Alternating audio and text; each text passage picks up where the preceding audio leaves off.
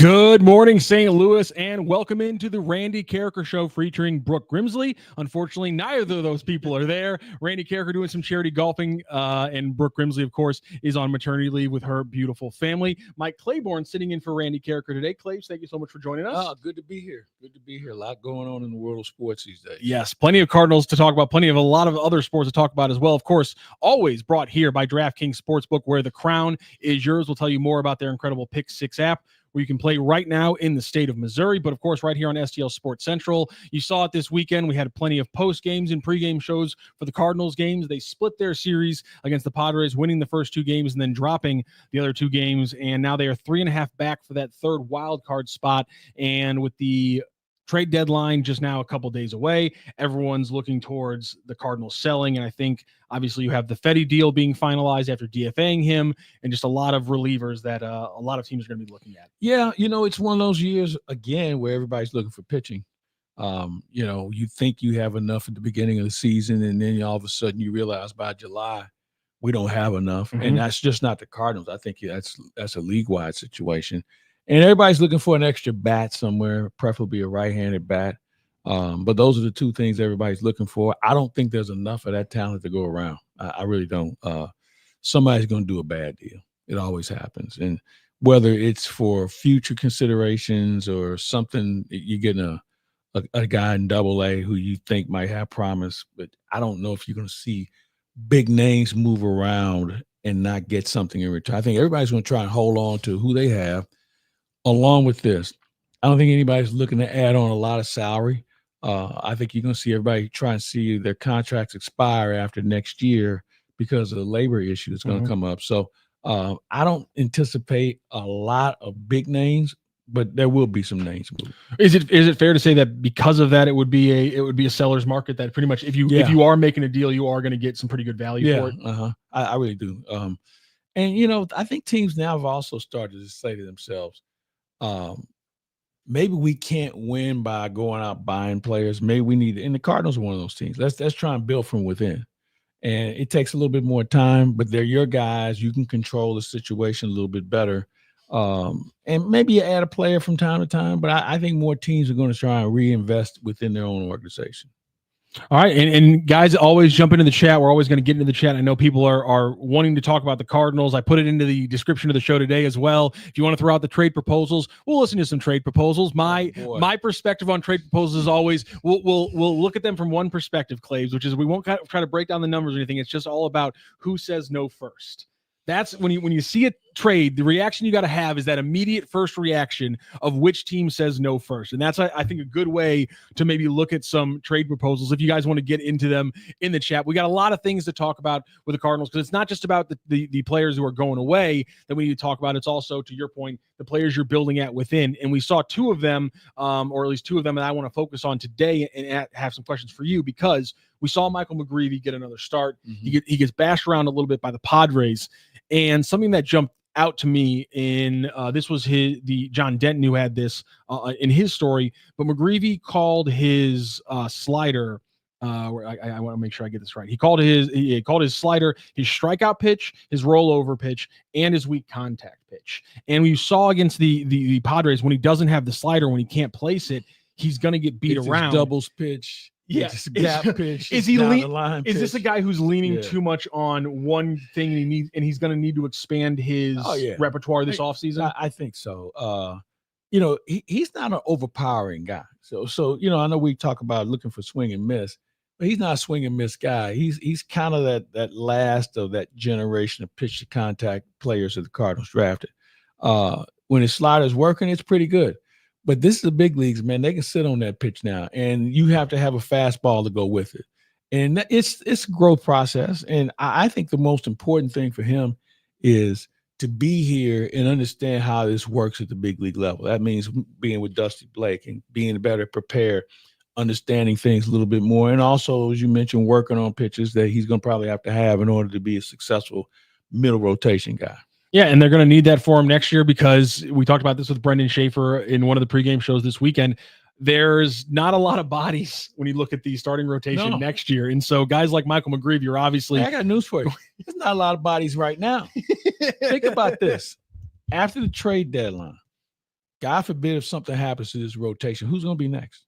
I think that's I know we got kind of some jokes in when I brought it up because people were like, that's not going to be something that matters. But Aaron Wilkerson is actually, I think, going to pitch in the majors. So I guess the question would be, and I speak on behalf of many of our viewers, who's Aaron Wilkerson? Exactly. Yes.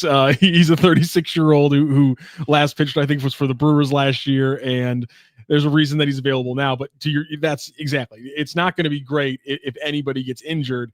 And we've already talked about this a lot too. But no matter what happens, even if somebody doesn't get injured, I wonder if we're going to see a guy like Wilkerson because Palante and Liberatore are going to need rest.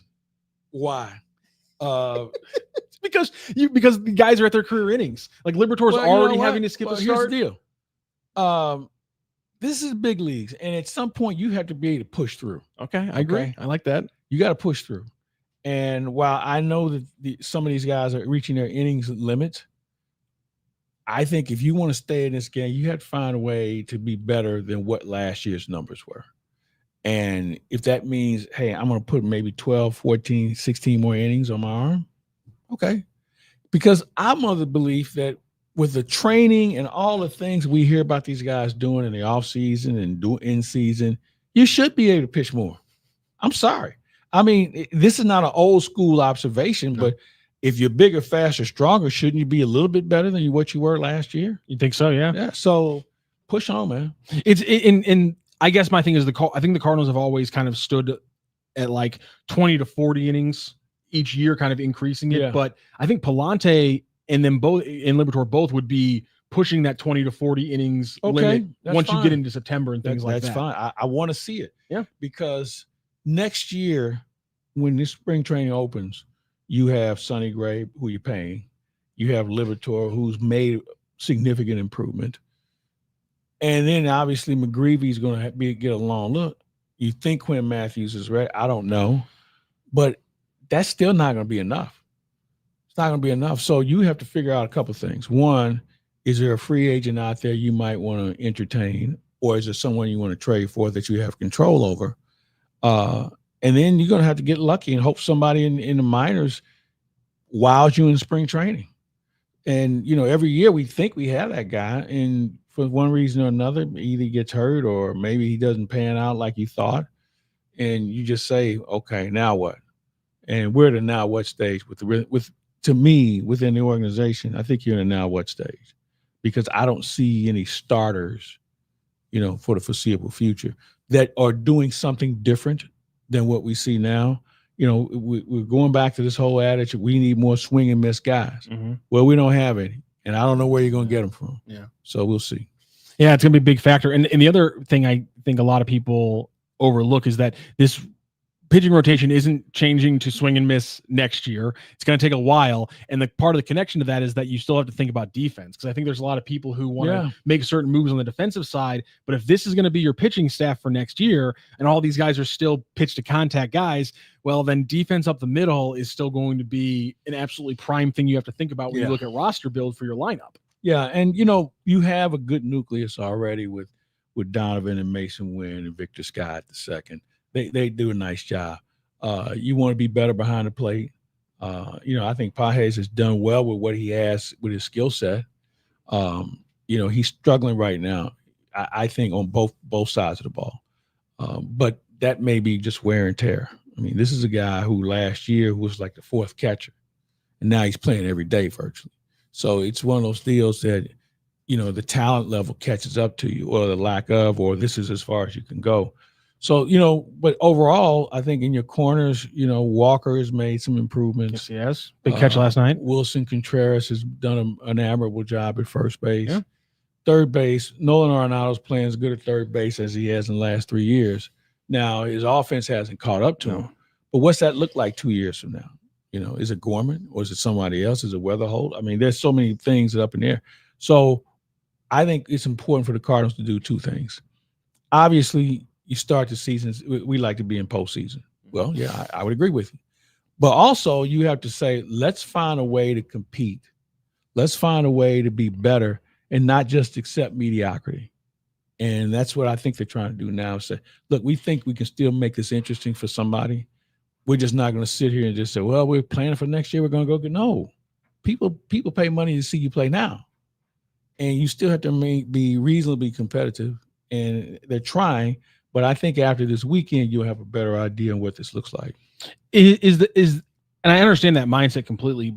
And how much of that is that connected to an idea of like a planned position where they think they can flip the switch? Is that because the big thing I think is that a lot of people like hearing the idea of you don't just want to sit back into mediocrity, but the other side of that is never pushing, past a certain point on the other side of it. Like, there's that gray area where you're past mediocre, but before you're really great. And I think some people question whether or not the Cardinals are willing or have been willing over the last 5 years to push past that point to actual great, instead of just saying we're a good team that can win, be a great team that, can be in a power position. Like, now I'm not saying like the Dodgers are every year. That's a pipe dream, but in a position where you're saying it's a payroll issue. Exactly. But in a position where you're saying we're not just trying to be a good team, we're trying to be great. Is there a point where they can, push forward and flip that switch? I think that comes sometime next year. I think that you have to figure out who you are. And by this time next year, you should say, all right, let's put our foot to the firewall. Let's go for it. If you have the right components, and it goes back to pitching, you have to have that. You have to be better offensively right-handed. I mean, you have enough left-handed bats right now. And, the Herrera addition has been, I don't think anybody saw that coming. Mm-hmm. They thought he could play, but they didn't think he could play this consistently offensively. Now, catching, that's a whole different story. That's something that, to me, I'm probably entertaining the thought either he's going to be a full-time DH or he's going to be a corner guy in the outfield or at first base.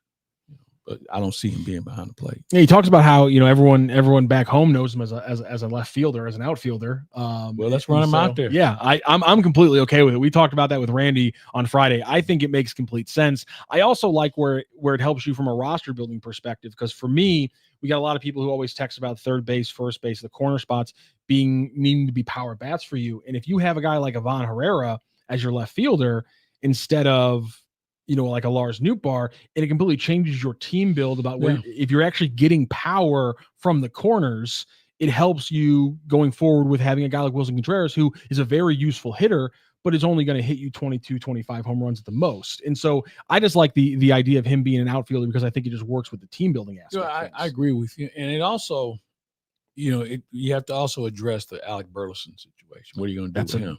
That's a good question. So is he going to be a DH, or is he going to play first base and Contreras DHs? I mean, it depends, I guess, on the matchup that you're looking for. But, good teams, very good teams have players who can play every day, no matter who the pitching is. Platooning works to a point. It kind of buys you time to figure out who can do what. You want to put guys in the best position to succeed. But when it's all said and done, man, you look at the good teams, they facing lefties and righties every day. It doesn't really make a difference. Now, there may be one guy who may light up a pitcher, and you say, well, we got to get his bat in there. Or there's a guy that doesn't do well against certain pitchers, so we take him out. But overall, everybody else needs to play. And that's kind of what this team is doing now. You look at Ollie's lineup, it's going to be basically the same lineup virtually every day. Pozo and Pages will trade out. Maybe you'll have, and it depends on what happens with Nootbaar when he comes back. Maybe you'll see a rotation of Nootbaar, Burleson, and Walker in the outfield, something along that line. But, the other thing you have to take into account, man, you only have 2 months. You only have 2 months to figure out what you're doing and what this is going to look like come next year. Because I think the evaluation period, we just about know who can do what. I don't think that's going to change a great deal. So now you decide, okay, we like him, we don't love him. Let's move him and get something else. And because the guys we're talking about can all play. Mm-hmm. But I think what you're thinking about when you talk about being great, you want to have players that you can be great with compared to just playing with. Mm-hmm. So I think we've had enough of that evaluation that we know, okay, this guy can play. We might be able to get something for him. Let's move on and find some other people who we think can make us better. Barry Moffitt coming into the chat says we have no slug in our offense. And that brings me to this team building question and potentially who you move forward with. Just in the grand scheme of things in 2025 Major League Baseball, we're seeing the Giants have some success without the big bat in the lineup. But when we talk about the Cardinals building towards 2027 and you see the people available, obviously the idea that they could sign a big right-handed bat, I think, is probably one of the more popular profiles of what they would sign in the next year or two in free agency. But aside from that, just looking at what they have, because you said it earlier to open the show about building from what they have right now. Does it make sense? Let's say they move a Gorman, just hypothetically speaking. Can you win in baseball in the current era by having 5 or 6 guys who hit 20 home runs, but not having that 30 home run guy? Can you do that? Because that's kind of what the Cardinals, if they don't have Gorman, everyone else profiles as a solid, 20 to 25 home run hitter, but no one really hits that 30 home run plateau. 2 to 5, 2 to 6. If you have 4 or 5 guys who can all do it, does that work in today's era in baseball? I think it does because it gives you more versatility. You have one big bat in the lineup. You know what they say? We'll pitch around him. We'll let somebody else beat us. But if you have that balance of 4, 5, 6 guys who can get you anywhere from 18 to 25 home runs, I think that gives you a little bit more punch, along with the fact that guys who can find doubles, guys who are gap hitters. And one of the things about Contreras leading the team right now in doubles because the fact his power is up the middle and in the gaps. So with the way the game is played now, the ability to go first or third on base hits is more important. I think obviously if you can have base steal like you have with Scott, that changes up things. The problem that Scott runs across is normally somebody much slower is on base in front of him, so he can't steal as many bases. But when you do have a guy like that who can go first to home on something in the gap or something down the line, man, that's a weapon. But to your original point, I would rather have multiple guys with home run power compared to just one guy. And it's fun to watch, Yeah. I mean, would I like to have Ohtani? Yeah, who wouldn't? But the bottom line is there's only one guy like that or a handful of guys like that. That the fact is that Ohtani is effective because there's some other thunder behind him. So I'm more of a spread it out more. Mason Windu in the chat. Which guys on this current team are going to hit 25 this year or even 20? I mean, just looking at the roster this year, Wilson Contreras is going to get there. Contreras, Burleson is going to get there. That might be it. Yeah, if you're giving him, if he actually would get to 350 at bats, Gorman might be able to get there. We know he can, but I mean, it's just he's not going to get there this year with how he's been hitting in the numbers. So yeah, there's only 2 or 3 guys right now on the roster. But when you project a JJ Weatherholt to be another guy on the roster who can hit like that, when you project Jordan Walker, and we're going to talk about his new stance now, he projects as a line drive hitter, a guy who can get to 20, 25 home runs consistently as a projection. So that's how you're getting to 4 or 5 guys who can all hit the 20 home runs. And I'm only bringing it up because you mentioned it earlier, not the actual any names. And I'm not trying to just throw names onto it, but there is a question that people are throwing out because they've done it before. They sell a little bit here, they buy a little bit here. My big question going forward is I just wonder about the buy a little bit because you're obviously not moving any of your big prospects. You can, but it's hard to project moving some of the kind of second tier pitching because all of it's hurt or has been dealing with injuries. So it's like, what are teams going to see? So you get now to a group of like the lefties and the lefties, the left fielders and the second baseman. So like a Gorman, Newt Bar, looking to the minors, and then it's like wild cards that people have been talking about, but I have no idea how another team's going to look at a Nathan Church who has half a year of success in the minors. Like, is that anything? And like, so if you package those guys together with like maybe one of the pitchers, it's like that's not getting you a lateral move. Yeah, that's not going to get you anybody. That's not going to get you a 26-year-old starting pitcher with term. Right. So like my thing is like I don't know. We all agree what the need is. We all agree that would make a lot of sense, but unless they are making a bigger move than I would expect, I just don't know how they add this deal to something that makes sense for 2026 and 2027, unless it's a very small piece of just, well, it's a pitcher who gives us bullpen, it's a Kyle Leahy kind of guy. It's like, well, he could be a starter, or if he's not, then he's our replacement for Steven Matz. Is that the ceiling of the acquisition at the deadline? That's the unfortunate thing where you really need more. Yeah. You really need more. And how you get there, that's the $64,000 question right now, because you don't have as many assets to play with.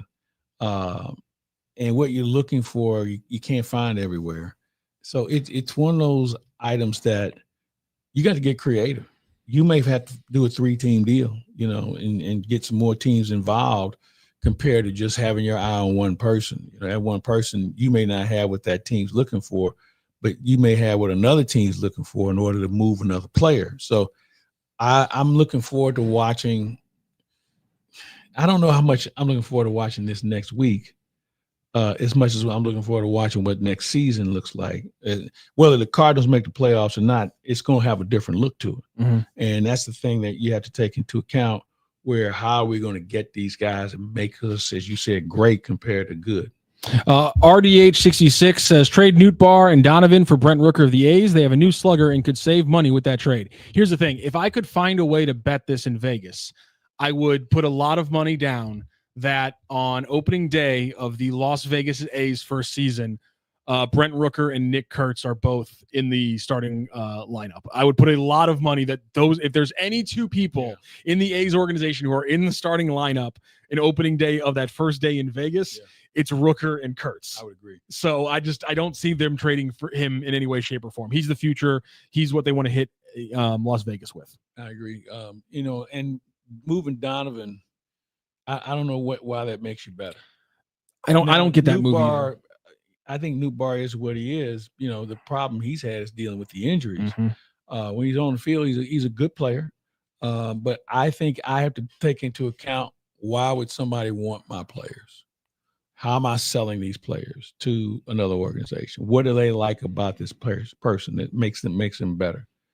And the problem that you run across is when you see a guy every day, you either have one or two items. You really love him and you think he's going to be good, or you say this is as good as it's going to get, and we're not going to win with that guy. And so you have to have multiple eyes on a player, because you can have that tunnel vision, and you can say, oh no, he's really going to be good, and he's probably not going to be that good. So you have to have some reasonable voices in the room. My thing with Donny is, I legitimately question, because I'm hearing a lot of people say that, you know, his value is the highest it's going to be, and that's a fair point. But I just wonder if his value on this team is not just a lot higher than what his trade value is going to be on the open market. I think it is. I think the value he means to this team from a character standpoint and all the other things is, I don't know if you can put a price tag on that. And we don't have a lot of those guys who are willing to take that next step of leadership. He's one of them. And I think there's a factor that goes into that you just can't put in, you know, in intangibles with regard to the value of a player. He's probably a guy I hold on to.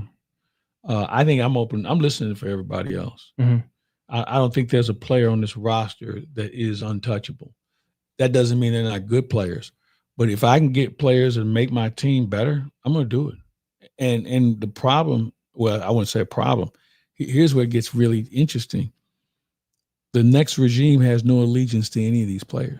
They didn't draft any of them. They haven't known them since they were in the minors. Mm-hmm. So it's easier for them to move on from a player because they don't have that allegiance to them, because they weren't here when they were drafted. Yeah, and honestly, another factor that is, because I was going to bring this up about Brendan Donovan, because he did go to arbitration with the Cardinals last year, and it is an odd thing that no one who's gone to arbitration with the Cardinals ends up actually signing the long-term deal with them afterwards. Because I guess obviously we've seen it in the past, they get a little miffed. But if it's a different group of people you went to arbitration against, maybe that actually kind of opens the gate for that streak to be broken. And I think that's my thing is I don't know exactly how to quantify all of the aspects of Donnie's value, because him having a huge season this year at 28, while it is outsized with batting average, OPS plus, it's right in line with his career average. So I don't know if teams are looking at that like, well, am I paying for a guy who's having a huge season, who's already 28, but at the same time, you're paying for a guy who's pretty cheap? But do they want to be the team that then has to go figure out the deal for him when the second base market has kind of been set with a couple of big deals over the last year? So I don't know exactly how to gauge what Donnie's value should be to other teams, but I do know he's one of the 2 or 3 most valuable players for the Cardinals right now. And therefore, to Mosaic point, you're going to have to absolutely woo them to get this deal done. I would agree. Devin Miller says, how do you feel about trying to move several or all of these players for a big return? Gray, Arenado, Gorman, Romero, Nootbaar, Pages, and Helsley. Well, here's the thing. If you're throwing in expiring, or not expiring because Romero's not expiring, but you threw in an expiring deal who make a reliever who makes a lot of sense. You threw in a cheap reliever whose numbers are fantastic. I think those players are always extremely likely to be traded. The Arenado thing, we all know what we're dealing with, the no trade clause. We already talked about it. The Gray factor, you need bodies next year. Like, you have to be a respectable baseball team next year. How are you gonna move a guy that you're paying $35 million? That's another thing, is the contract balloons. Why does anyone want to pay for the balloon? No one else wants to pay for the balloon year. You got balloon year for a guy who's gonna give you 90 pitches. Yep. And when he's efficient, he's really good. But that's a lot of money for somebody to take on in the last year of a deal. And my thing is with him is I like Sonny Gray a lot, but when you look at the idea of trading Sonny Gray for a lot of value to a playoff team, you have to look at a guy whose playoff numbers are all worse than his regular season numbers. And I wonder how that's always going to affect his factor there. And we see here, I believe someone in the chat just threw it out there. Yeah, Mason Cavelli threw it out there. He's ahead of us on checking the Katie Wu tweets here, as Katie Wu has just tweeted out that pitching prospect Tekoah Roby has underwent Tommy John surgery on Friday and will likely not pitch until 2027. That is an absolute heartbreaker, because Tekoah Roby this year, if you guys didn't know, mowed down AA, and then got the call up to AAA, and started struggling, got injured, came back, really pitched extremely well. I think it was either 2 or 3 starts, and then he left in the middle of his 3rd or 4th start back from the injury in AAA, and it appears it was enough that he had to get Tommy John surgery. That's horrible. Yeah, that was something that had been whispered last week. That he may have to be shut down for that. I saw the injury and we didn't hear anything else about it. And my thing was like, okay, and he hadn't pitched after he got hit right before the break, and he hadn't pitched after the break. I'm like, so this is either cautionary or something's really bad and we haven't heard. And it turns out it's really bad. And this is just another young Cardinals pitcher who goes down and changes the kind of projection for 2026. Because Roby, if he has a lot of success in AAA the rest of this year, he's a guy who maybe has a big spot in the spring. No, I thought he was going to compete for a spot. God, that's a huge break. Because you have some guys, once they get to AAA, there's only so much they can do. They have to take that next step and go to the big leagues, and that may mean getting beat up a little bit. But in his case, we'll see him in 27. I guess the best thing about it is the way they had Tommy John surgery. Now guys are better after having it. There was a time it was like, I'd rather have Tommy John than a rotator cuff, because when you start talking about the shoulder, your career might be done. But Tommy John, they found a way to make that more of a easier injury to recover from. Blues fan 94 in the chat. Why do you have to be good next season? They need to allow new players at the MLB level, preferably younger arms, to allow growth. Cardinals are not a competitive team. They would simply disagree with that comment. And why do you have to be good next season? Because you got a brand, and your brand is competitive baseball. And I think sometimes when we make those comments, people think that's a really insular thing to say because we're in St. Louis. But just if you read like Bowden on The Athletic, if you read Passan on ESPN, and they talk about the Cardinals in these trade pieces, they make passing comments about the same thing, about how the Cardinals always want to be a competitive team, about how their brand for the last 20, 30 years has been always being competitive. So that it sounds very homerish to say it, but that is something that they project nationally. And I think that's a big deal. And, on a national level, people expect the Cardinals to compete. They expect the Cardinals to be active in the trade market. They expect the Cardinals to be active in the offseason. I mean, that's just who they are. I mean, this isn't another city where they just say, hey, we want to try and get to 500 this year, or we want to be better than we were last year. That's not how the Cardinals have done things. And even with the regime change, I still would think that Chaim Bloom and everybody he's going to be working with feels the same way. Look, this is who we are. And to try and sit here and tell everybody, be patient, or we'll be ready to go into 28. No. We want to compete as soon as possible. Like, yeah, I'm okay with the Cardinals. And in fact, I think there's a level of realism that I would really respect and be excited by if inside the Cardinals were saying 2027 is our year. But that's a different context than saying, but we still have to be the Cardinals in 2026. Like like I might not like it, but like there is a way to do both things. They're not mutually exclusive.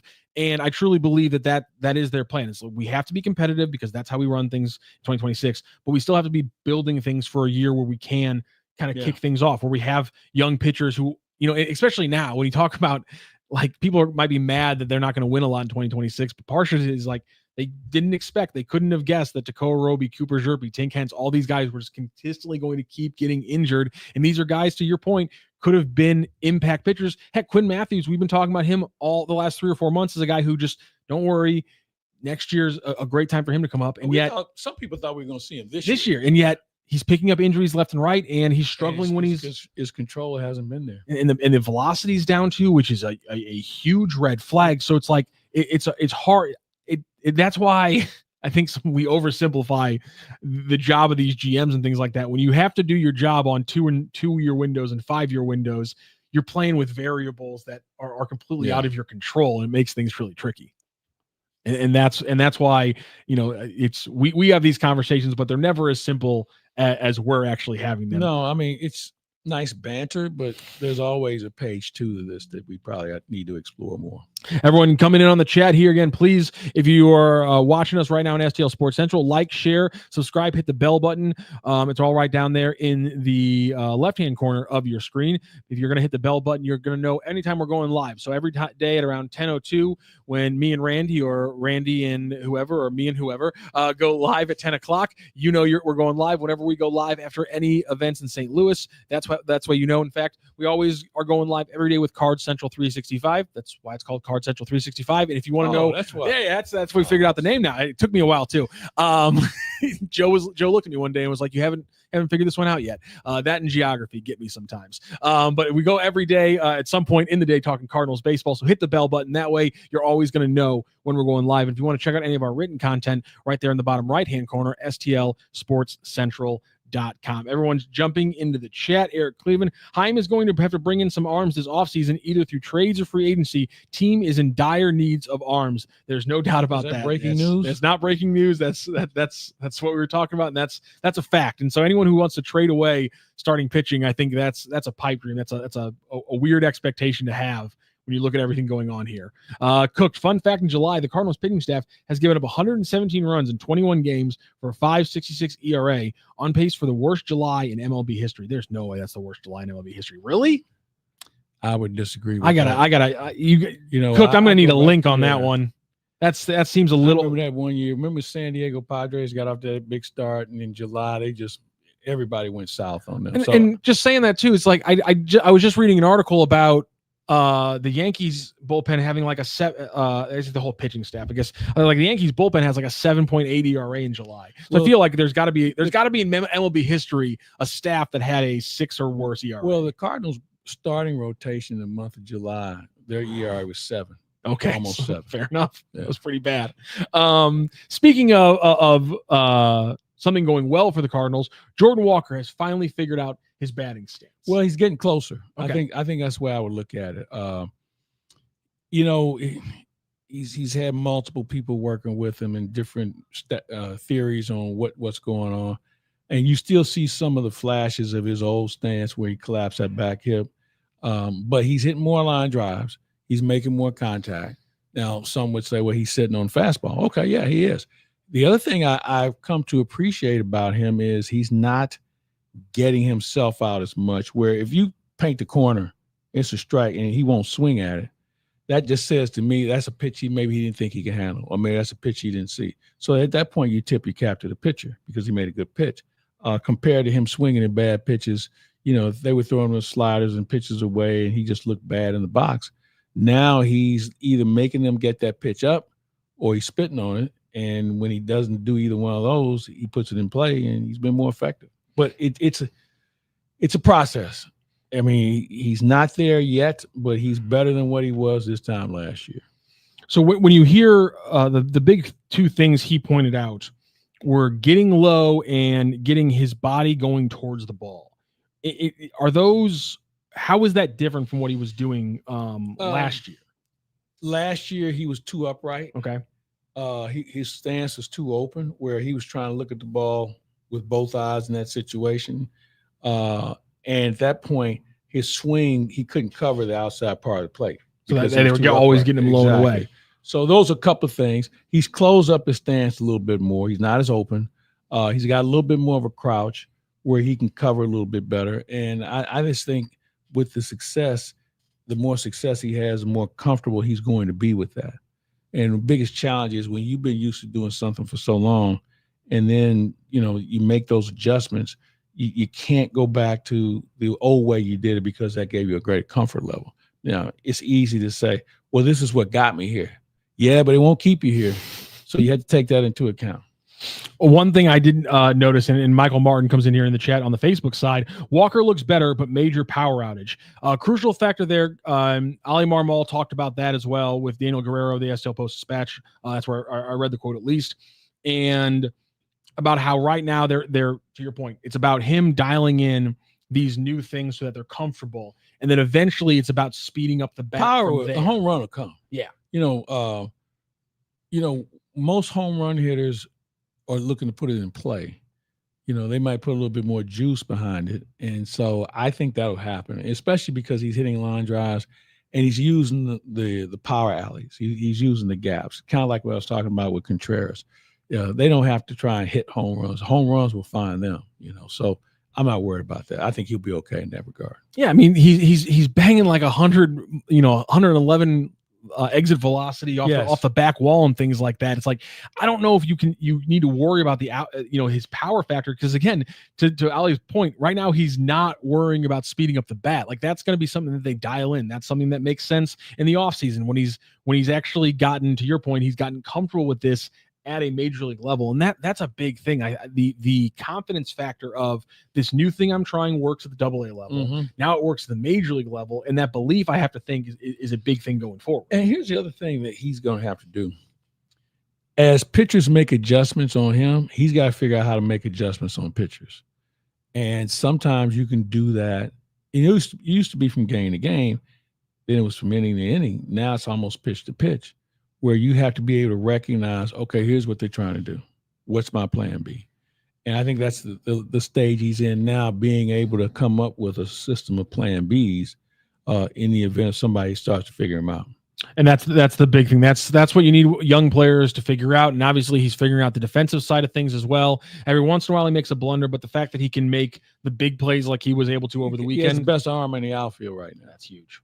They don't have a lot of big arms in the outfield, and I guess they don't have a lot of big arms going forward either, I guess, is kind of the way to look at it. Christopher John, also on Facebook. We talked about this a little bit, but I like when the chatters get involved. If the Cardinals have to be terrible for a year or two to become a World Series contender, then so be it. Why be stuck in mediocrity? And here's what I think the Cardinals' answer would be. First of all, tanking doesn't work anymore because of the way that they changed the baseball lottery. You just had 2 top 10 picks, so you've kind of already had your bad side of things where you can get your get your 2 prospects. And I think their comment would just be, it's not worth it overall, and it doesn't guarantee you. You've seen a lot of teams who have Pittsburgh tanked. Pirates tank every year. White Sox, White Sox can't put anything together. Having a plan and building from within your organization makes sense. Spending the money smartly, like they did this past year, they reinvested into the minor leagues. That's how you reset things. You don't do it just by sucking for multiple years. It doesn't work. And again, with the draft lottery, it's not even a smart tanking tactic anymore. And the other thing, when you talk about top 5 picks or top 10 picks, think about how much you move up in the other rounds in the draft too. Yeah, those guys are going to be closer to being big league ready compared to when the Cardinals were drafting in the 20s and they had to wait on a guy 3 years, 4 years before he was ready to go. Yeah, that's going to be a big factor, and I just think you got to look at the whole picture. I understand you want to look at teams who have tanked before and it's worked. You got to look at the whole picture. You also have to look at some of the picture of these tanking teams. Me and Randy talked about this a month ago, but we'll look at it again. It's like the Astros blew 2 pitcher picks inside of that whole run of things, and obviously they got a pick because of everything that went wrong. That eventually did turn into a good player for them. I think was it Correa Wilson, who was after they screwed up one of the pitcher picks, was Correa the guy they got with the pick because of they screwed up the pitcher pick? Bregman and Kyle Tucker was that draft. Thank you. I always screw up which draft it happened, but so it still happened. But my point is that it's not a winning way, and it's certainly not a winning way when you're outside of a big market. That's another thing, is when you're in a middle market. I think that's also a different factor that we're not considering when we look at some of the other teams we just talked about trying to pull off resets. Yeah, I think you touched on the market size and the expectation of the market. They're not as goo gaga over the Pittsburgh Pirates as they are because they had the Steelers and they had the Penguins who have had more success. Here in St. Louis, you have the Cardinals and you have the Blues. Blues have had some reasonable success, and but that's it. Now I know your soccer team, they're trying to.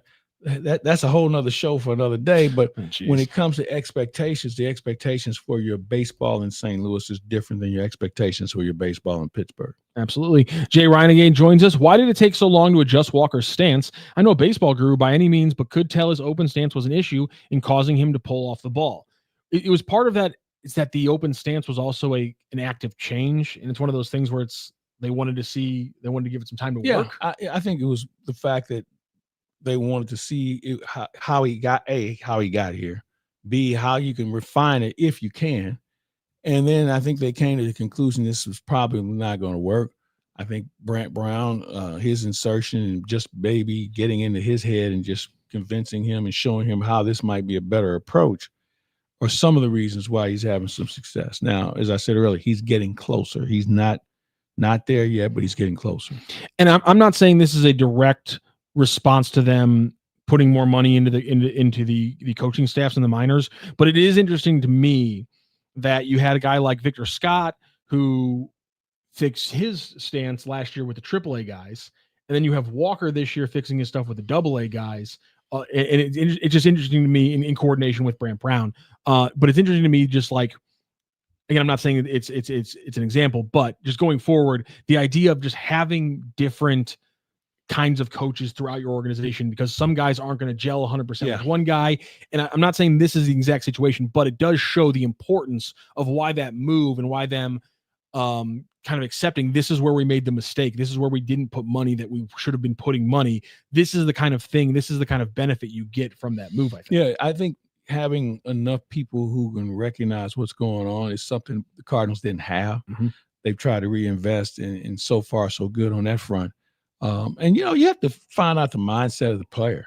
Is he a guy? And one of the things that we talk about, I talked with Brand about this not long ago, how many players have their own guru at home, whether it's the high school coach or some travel league guy, or whatever the case is, they have that guy. And now you have to be in concert with him on how you want the game taught. And some guys have their own philosophy. Other guys were like, we'll try and work on some of those things. So it can be a real cluster if you don't watch out. Skywalker 1982. I don't understand this whole thought process that if you aren't winning 105 games, then you have to tear it all down. The issue, Skywalker 1982, is that in all sports, it's not just baseball, it's not just in St. Louis, we have gotten to this mindset where every sport and every roster build, every position has to be either you're good enough to win a championship or you're trash. Like every team has to either be good enough to win championships or you need to be in a rebuild set.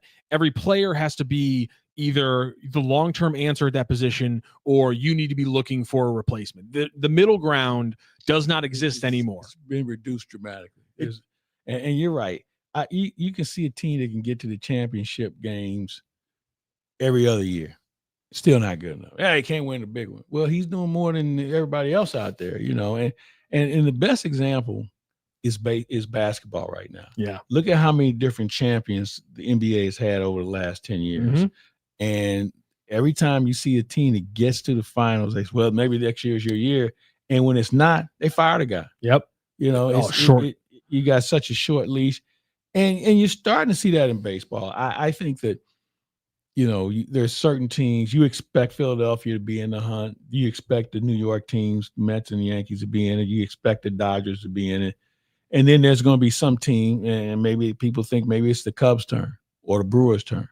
But it's going to be another team that's going to find their way in. And because you've expanded your playoff structure, they're going to get in.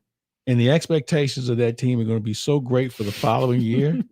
And I give you a good example. Arizona Diamondbacks. Yep. They get to the World Series, haven't had a whiff of it since then.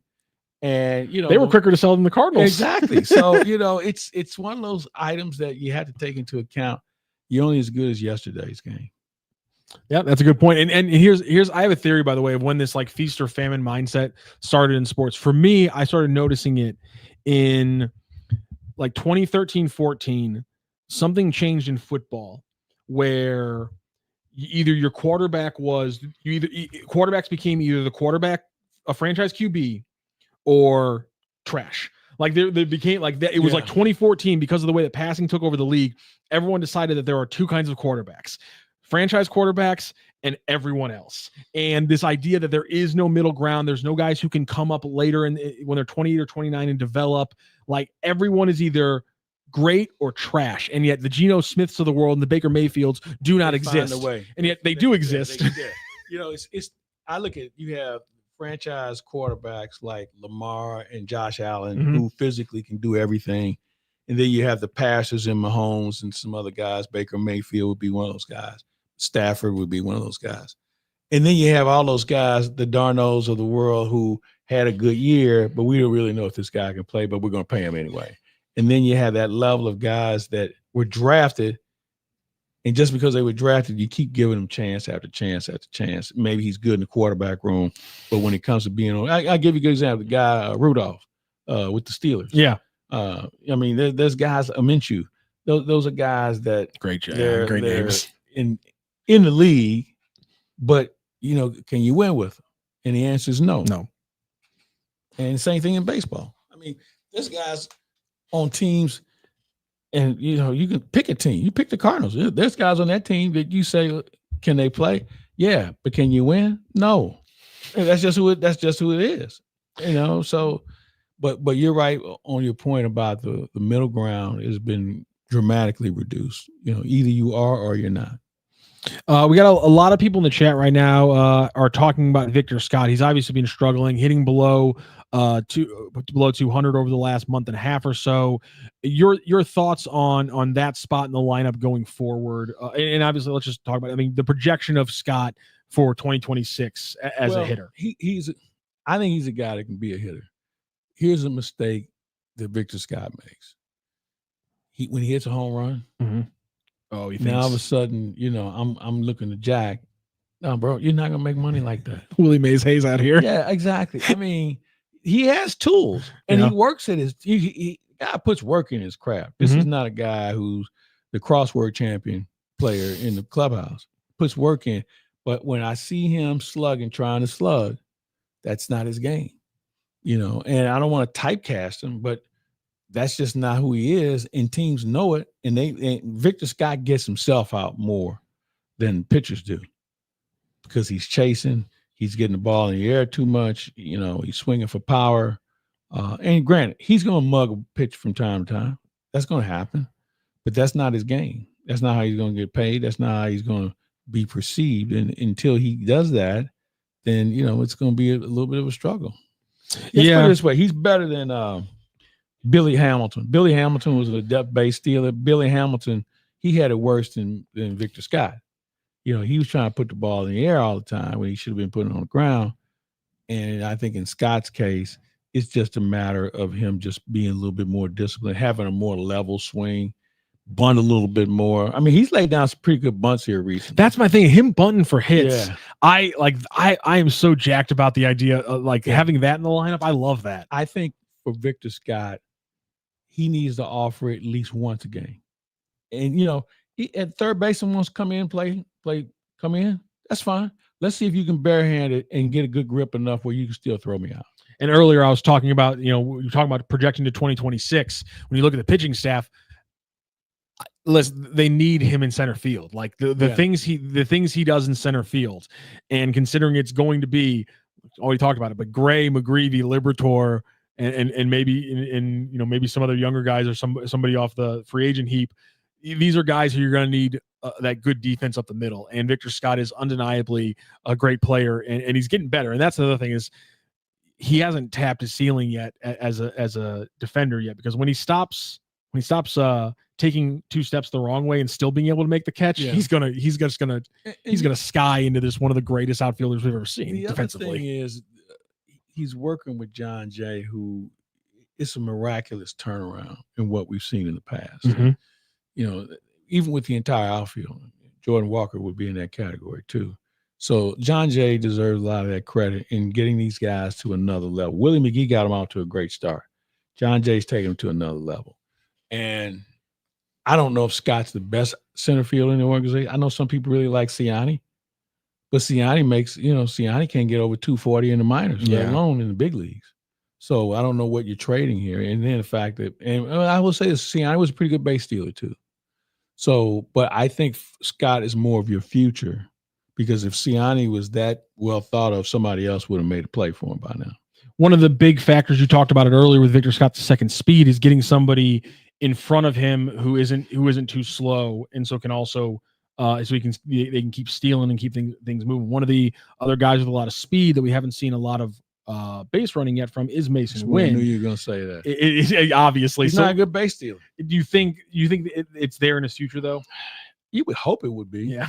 But he was in a rut earlier this year, man, where it was like, it was bad. You just call for a fair catch, man. We're gonna give it to you. He was bad. But I think that there comes a lot of things with that. Getting good reads, getting that first step, and learning. And I think we assume that, he knows what he's doing in that situation. I think it's still a work in progress that he's got to work on. But I don't know base stealing. Hey, if Mason Wynn can steal you 18 bases a year, 20 bases, then that's I'll take that. I'll take that. I don't know if it's I think he's been thrown out more than he's stolen bases this year. I mean, he's in single digits, so he has some work to do. Yeah, it was that's the thing. Yeah, he's last year he had 5 stolen bases.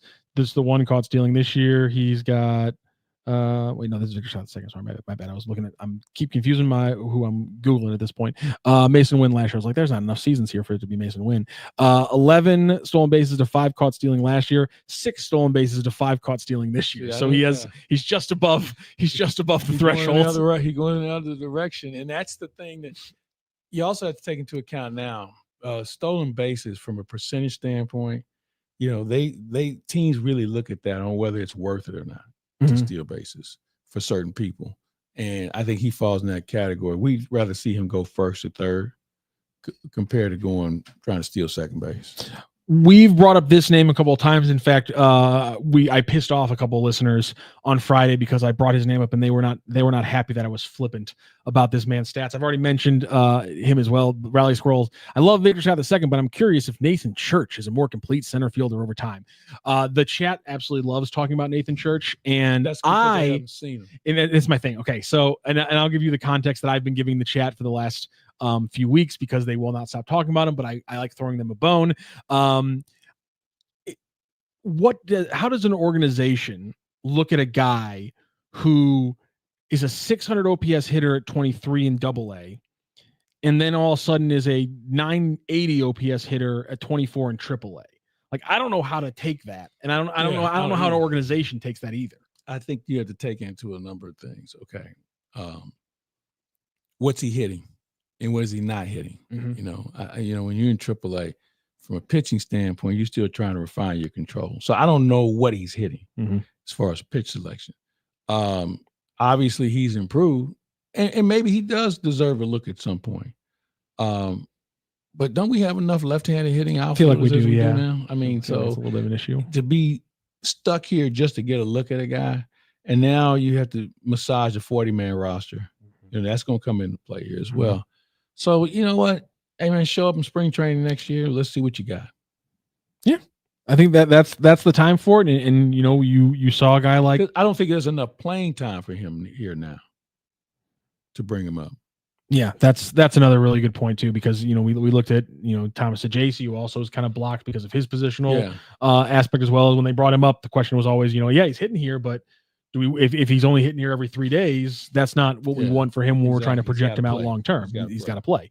Let's talk about our good friends over at DraftKings. Speaking of you got to play, with our friends at DraftKings and their new Pick 6 app, you got to play. Promo code STL Sports. Listen, we've been telling you guys about the Pick 6 app, and right now with the Cardinals games, it's just so much fun to dive in there. It's pretty simple. You're just going to pick 2 to 6 players, and you're going to pick more or less on their stats. And I always like to start with a good little base of 2 players, usually from the Cardinals game. My go-to right now has been Brendan Donovan, more than hits, runs, and RBI. It's usually right around 1.5, and Donny's usually good for a couple of hits. Also, if I'm Von Herrera, with the way he's hitting the ball, I'm going to roll with him as well. If you can find like a 0.5 doubles, at this point, it's the smart money to take Jordan Walker to hit a double, because almost every game since he's returned, he's hit a double as well. And go ahead and just pick more on the strikeouts with whoever pitcher's facing the Cardinals, because lately they've been letting those K numbers get a little bit too high. That's how I start my pick 6 with DraftKings, because nothing beats relaxing on a hot summer day and watching baseball. And the simplest way to get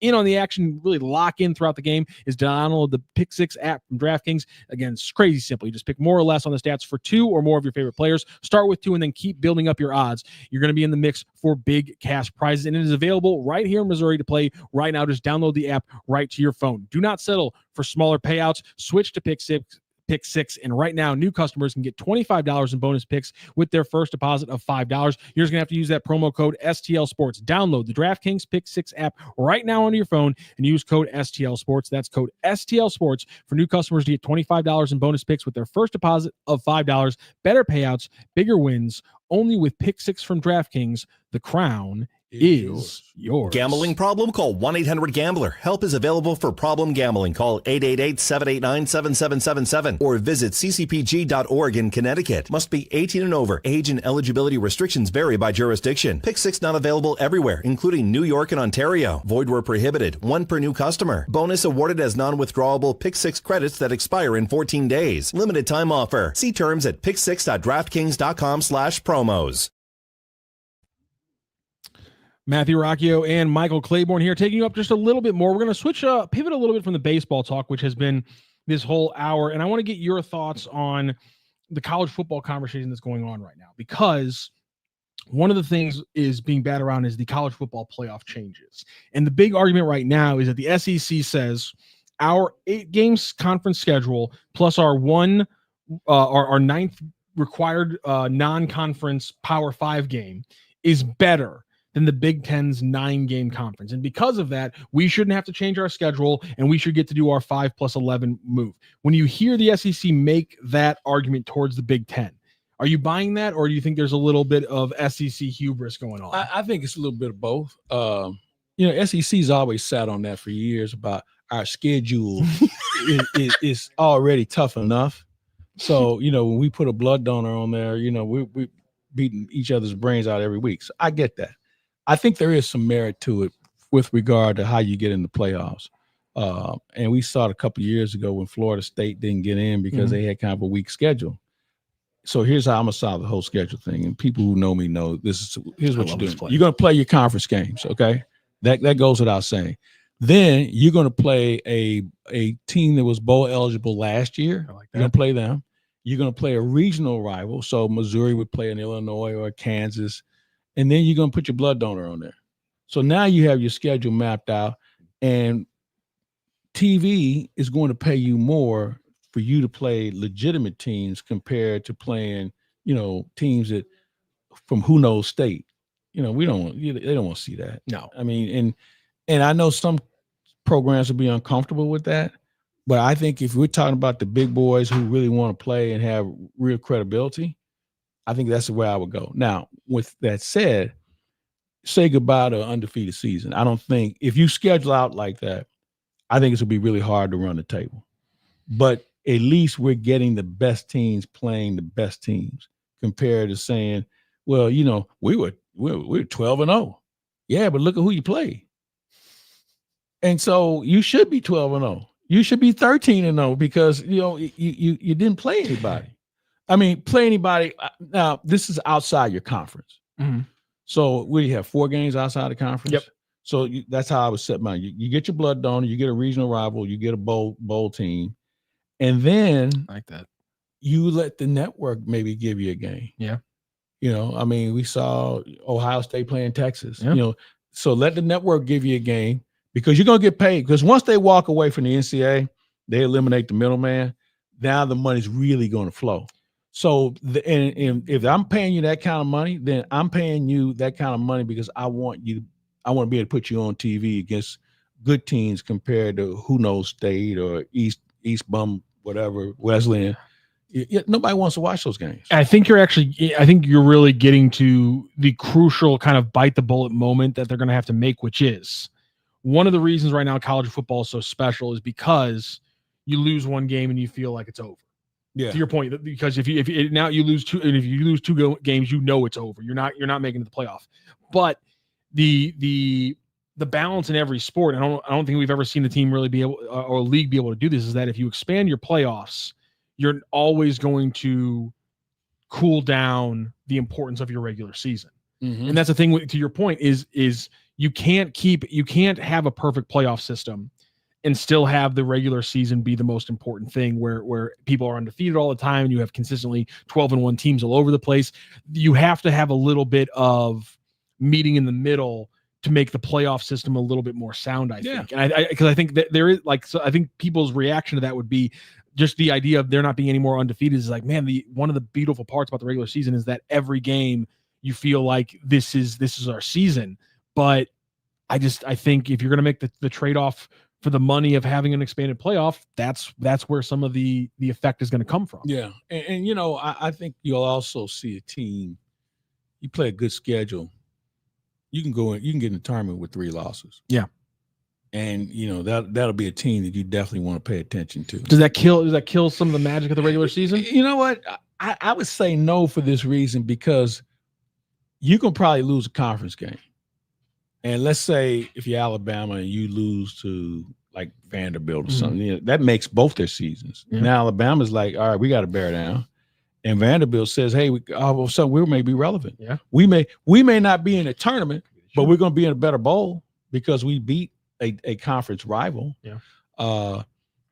And again, I think from an attendance standpoint, the regional battles, I think, make more. I mean, if Missouri plays Illinois, you don't think they're going to sell that out? Yeah, they're going to sell that out. If Missouri plays Montana State, you think they're going to sell that Probably out? Not. Okay, so it's about making money, and in these days, you got to make it as quick as you can because you're going to spend it really quick, whether it's NIL or anything else. The facilities that we see today are, they're incredible. And so you got to keep up with the Joneses in that regard. So I would let tough guys play the tough guys. And if you lose 3 games, if you lose the good teams, then you know what, you still have a place at the table. But as I said earlier, I like that better. That's a really good argument. I'd rather have a bunch of teams with 3 losses and bring down this every game matters, when knowing that, like, at least instead of 8 of those 12 games, knowing 10 of those 12 games are good quality football games in and out. I'd like that much better. Now, the backside argument would be, as I said, play somebody who was in a bowl game last year. Well, the way these teams work now, that same team isn't going to be here next year. And here's the best example. Missouri beat the national champions the year before in a bowl game. They beat Ohio State in a bowl game. Very different roster. Exactly. So I have to admit it. You have to take that into account also. I've been trying not to admit that on camera for 2 years now, Claibs, and you got me. But I would say there would be another sticking point you could probably insert that would make that non-conference game viable. And maybe it's a network assignment. Maybe the networks give you a game and say, hey, we'd like to see you play USC, or we'd like to see you play Iowa, something along that line, where, the conferences are going to be well represented. Now, on the backside, those other smaller conferences are going to be edged out. And, that would be a buy game for some of those schools. So how do you keep them still financial if you're not going to play them? They pay $18 million to come in and take a beating. Yeah. So you still have that blood donor in your schedule, and maybe you do it that way.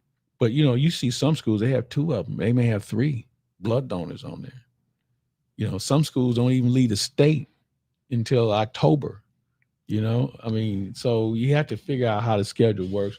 And, at some point, I think this is the best opportunity for Notre Dame to fish a cut bait.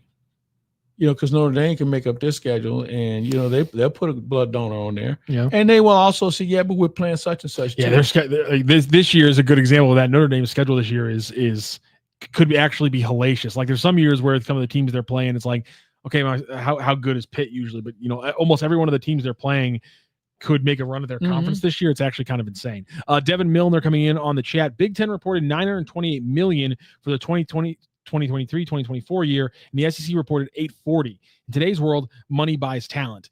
Yeah, here's the thing, though. That doesn't surprise me at all, because when you got Ohio State and Michigan, I kind of expect you to be bringing it in Penn State. About the size of those stadiums. Those are 3 100,000 seat plus stadiums. Yes, and now the SEC has Texas. That's right there with Michigan, Ohio State, and Penn State as some of the biggest. Tennessee, some of the biggest undergrads. So like that disparity in money doesn't surprise me. The big thing you got to look at is how many teams in the Big Ten are like Mizzou or who are churning out $30 million in the last year in NIL payments. That's a big question you got to ask, because we know that big oil barons like Texas A&M are putting out $50 million a year in the last calendar year of NIL. So you can give me what the league's making, but for me at this point, I need to see what teams are putting out, because thanks to Eli Hoff, we know it's $30 million over the last year for the Tigers. And then you think about the Big Ten, what's Northwestern, what's Indiana, what's Purdue, what are they putting out? Yeah, they can't keep up with this. Yeah, I mean, and then on the SEC side, it's like like Mississippi State and like that's a pretty small program. Like there's some smaller programs, Kentucky that aren't bringing in huge money from the SEC as well. And also now, and I bet you, by the way, if you want to say like this next year, like, the Big Ten still has larger revenue. Yeah, I think they have like 20 teams now. Of course, they're going to have a larger revenue. It's ridiculous how large that freaking conference is now. Well, but and here's the other thing that goes into that. At some point, some of these programs or some of these conferences are going to say, you know what, we got enough, because we don't want to keep splitting the money up. Yep. It's going to have to get to that point eventually, but I don't know if the Big Ten or the SEC is going to get there, because apparently we heard what was the report earlier this week? It was UNC, and I'm blanking on what the other team was, but people were saying that UNC apparently is trying to move to the SEC. So I think those kind of things probably aren't going to happen until, to your point, we start getting to a point where the Big Ten and the SEC split away from the NCAA. Because then all the money is now yours to play with. Now we can get as many. The crown is yours. That's a good way to end the show today. Mike, thank you so much for joining us today. Good to visit with you, man. This was a fantastic show. We'll do it again soon. Claibs, always all over STL Sports Central, of course, always on the Cards broadcast. Cardinals, when are they playing tonight? Miami Marlins tonight. They're playing pretty well tonight. Yeah, Miami Marlins they're like 7 or 8 games above 500 since they fired their manager, and while they're, I think, still overall 4 games below 500, maybe it's up to 3 by now. I guess they're going to try to make a run for it here, and I kind of respect that, because if you're playing as well as they have over the last month and a half into the deadline, I say keep rolling. But maybe the Cardinals can play a little bit of a spoiler here. We'll see. Cardinals facing off against the Marlins tonight. That's Mike Claiborne. I'm Matthew Rocchio. Thank you to everyone in the chat. You guys were fantastic today. Make sure, if you haven't already, like, share, and subscribe here to STL Sports Central. Hit that bell button so you know whenever we're going live. And of course, make sure you download that DraftKings Pick 6 app. Check out our friends also over at the Fenton Bar and Grill. Randy's the one who usually talks about them, but I'll tell you, everybody, because it's a Monday, I want everyone to know that you got to get to Fenton Bar and Grill today, because it is the home of the best trash wings in St. Louis, in Missouri, in the country, honestly. And today is the special for the trash wings. So get there after 5 p.m. tonight. It's the perfect place to eat your dinner, is those trash wings. And as well, I'm talking about the trash wings, I want you guys to be able to see the trash wings. So look at those beautiful trash wings. You put the sauce on them. You get the ranch. It's the perfect meal. And again, you always get in the special deal on Monday night. So make sure you get out there for your dinner tonight at Fenton Bar and Grill. So thank you to Fenton Bar and Grill. Thank you to DraftKings. Thank you to Mike Claiborne. I'm Matthew Rocchio. This has been the Randy Carricker Show featuring Brooke Grimsley, and Randy Carricker will be back tomorrow. Thank you so much for everyone joining into the chat today. Thank you so much for tuning in, and we'll be back tomorrow at 10:02.